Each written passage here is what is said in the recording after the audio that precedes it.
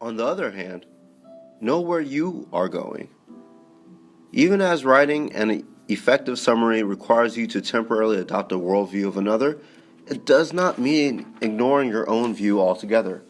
Paradoxically, at the same time that summarizing another text requires you to represent fairly what it says, it also requires that your own response exert a quiet influence. A good summary, in other words, has a focus or spin that allows the summary to fit with your own agenda while still being true to the text you are summarizing.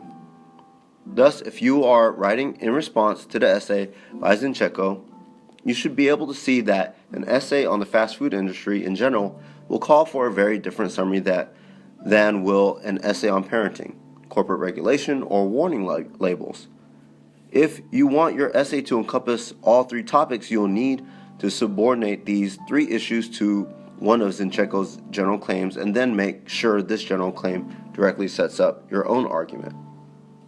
For example, suppose you want to argue that it is parents, not fast food companies, who are to blame for children's obesity.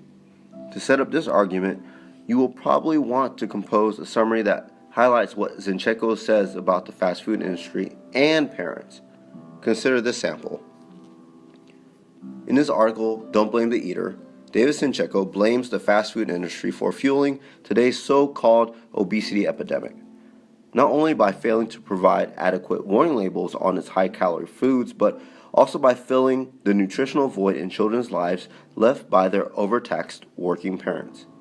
With many parents working long hours and unable to supervise what their children eat, Zinchenko claims children today are easily victimized by the low-cost, calorie-laden foods that the fast food chains are all too eager to supply. When he was a young boy, for instance, and a single mother was away at work, he ate at Taco Bell, McDonald's, and other chains on a regular basis and ended up overweight. Zinchenko's hope is that with a new spate of lawsuits against the food industry, other children with working parents will have healthier choices available to them, and that they will not, like him, become obese. In my view, however, it is the parents and not the food chains who are responsible for their children's obesity. While it is true that many of today's parents work long hours, there are still several things that parents can do to guarantee that their children eat healthy foods. The summary in the first paragraph succeeds because it points in two directions at once, both towards Zinchenko's own text and toward the second paragraph, where the writer begins to establish her own argument.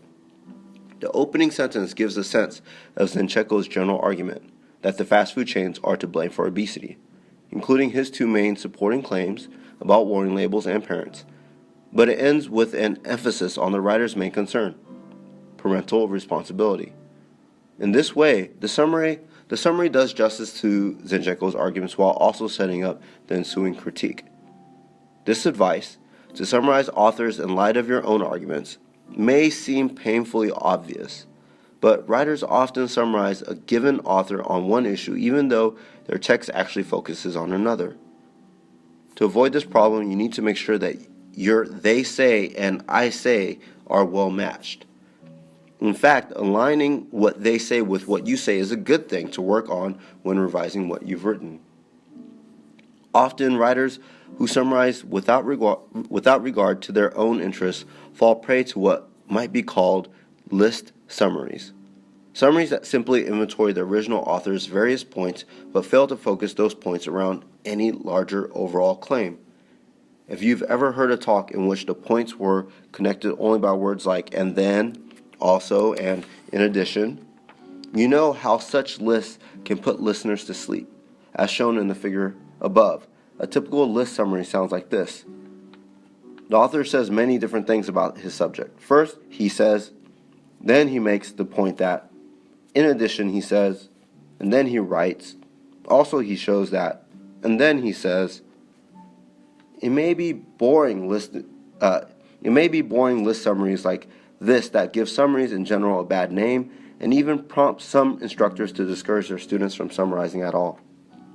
In conclusion, writing a good summary means not just representing an author's view accurately, but doing so in a way that fits your own composition's larger agenda. On the one hand, it means playing Peter Elbow's believing game and doing justice to the source. If the summary ignores or misrepresents the source, its bias and unfairness will show.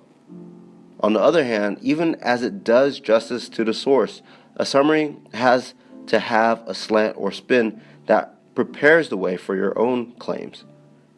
Once a summary enters your text, you should think of it as a joint property, reflecting both the source you are summarizing and your own views.